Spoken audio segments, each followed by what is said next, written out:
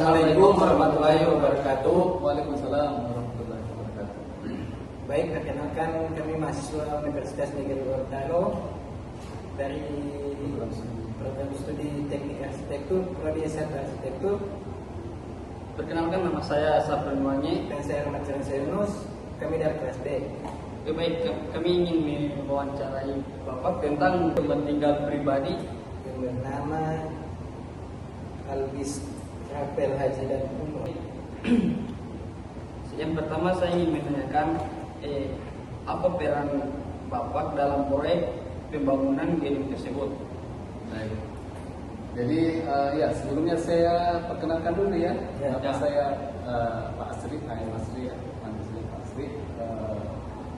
Terkait peran arsitek, tentu arsitek adalah sebenarnya intinya adalah sebagai perancang, sebagai desainer dari bangunan.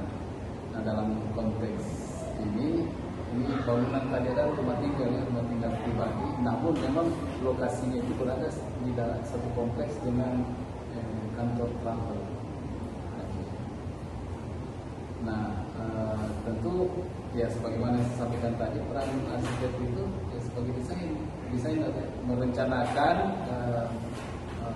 bangunan sebelum dibangun, itu direncanakan segala sesuatunya. Nah, tentu dalam proses perancangan itu perlu dulu namanya rumah tinggal itu kan setiap klien itu atau ownernya itu kan punya kebutuhan. Ya, Pak. Nah, tentu karena dia punya kebutuhan, itu yang kita perlu gali dulu. Sebelumnya itu saya gali apa harapan kebutuhan yang owner inginkan di rumah tinggalnya itu. Nah, dari data informasi itu yang kemudian saya kelola, kemudian dibuatlah sebagai langkah awal untuk merancang mulai dari dena, tampaknya itu nanti model apa, gaya arsitekturnya gimana, dan potongan yang berhubungan dengan struktur. Baik, selanjutnya konsep dan ide rancangan apa yang melatar belakangi desain bangunan tersebut? Oke, jadi karena yang punya rumah itu ingin bangunannya itu nuansanya klasik. Jadi saya merancang dengan pendekatan arsitektur yang klasik ya. Cenderung ke kalau misalnya dari model bentuknya itu yang banyak menggunakan unsur-unsur pelengkung, itu lebih kepada klasik yang berkaitan dengan klasik Romawi ya. Klasik Romawi itu ciri-cirinya terlihat dari penggunaan pilaster, kemudian penggunaan bentuk-bentuk pelengkung, meskipun juga ada ornamen-ornamen tertentu itu yang merupakan gabungan antara unsur Yunani dan Romawi. Di atapnya itu kelihatan ada segitiga itu Yunani sebenarnya, tapi di bagian-bagian bawahnya itu ya ada Romawi, ada unsur-unsur pelengkung. Oke, baik. Proses perencanaan dan koordinasi teknis dengan pihak-pihak lain seperti klien atau kontraktor, dan lain-lain. Nah, itu bangunan rumah itu kebetulan dikerjakan secara mandiri oleh ownernya ya. Memang pada saat pelaksanaan itu saya tetap diminta untuk membantu mengawasi, melihat atau buat sendiri. Mereka yang mendatangkan tenaga kerjanya, mereka yang tetapi saya diminta untuk tetap bisa mengawal supaya pekerjaan pembangunan itu bisa tetap sejalan dengan ketentuan-ketentuan yang dalam konstruksi. Jadi tidak ada unsur kontraktor di situ, tapi memang dia langsung menggunakan tenaga kerja.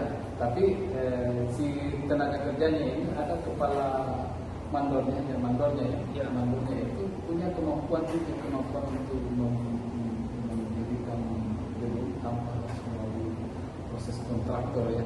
Jadi ada kalau di bangunan kontraktor sampai kontraktor ini tidak cenderung menggunakan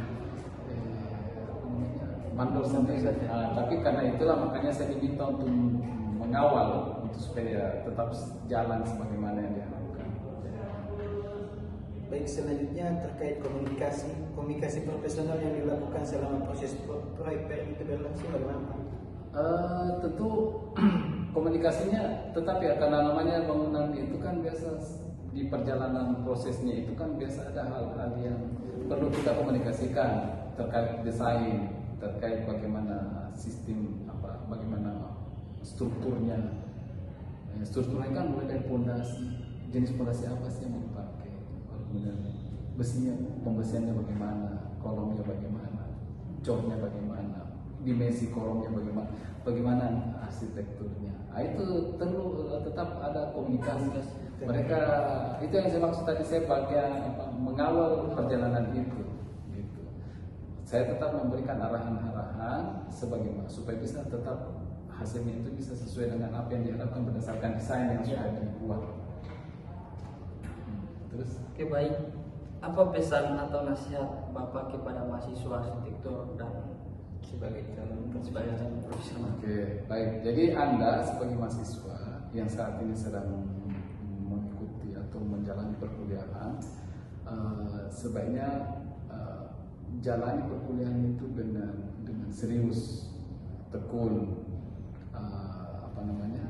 perbanyak referensi-referensi berkait bangunan. Apalagi sekarang dunia teknologi informasi kan sudah banyak ya, sudah banyak di media sosial, itu bisa dilihat, kemudian banyak referensi buku, apakah majalah, buku atau searching di Google, pelajaran-pelajaran mengenai dunia konstruksi. Itu dalam rangka memperkuat wawasan, menambah wawasan supaya nanti ketika misalnya mengerjakan karena sesungguhnya apa yang kita kerjakan di proyek itu ada korelasinya dengan mata pelajaran yang dihadapi saat ini. Jadi itu tekun, rajin mengerjakan setiap apa yang ditugaskan oleh dosen dari berbagai macam perkuliahan. Karena itu juga nanti akan kita alami juga ketika dunia kerjanya nanti begitu. Jadi ada kemiripan. Cuma memang konteksnya ini kalau kalian kan mengerjakan tugas seolah-olah mengerjakan proyek begitu. Tanggung jawabnya tetap ada, menyelesaikan pekerjaan ada dan tetap mendapatkan sesuatu yang informasi atau ilmu berdasarkan pelaksanaan atau proses tugasnya itu. Lebih kuat nanti, lebih mampu nanti menghadapi dunia kerjanya. Oke, baik, terima kasih nasihatnya Pak. Semoga bermanfaat bagi kita dan teman-teman sekalian. Sama-sama. Oke, baik, wawancaranya sudah selesai. Demikian kami. Assalamualaikum warahmatullahi wabarakatuh. Waalaikumsalam. Baik. Oke, terima kasih.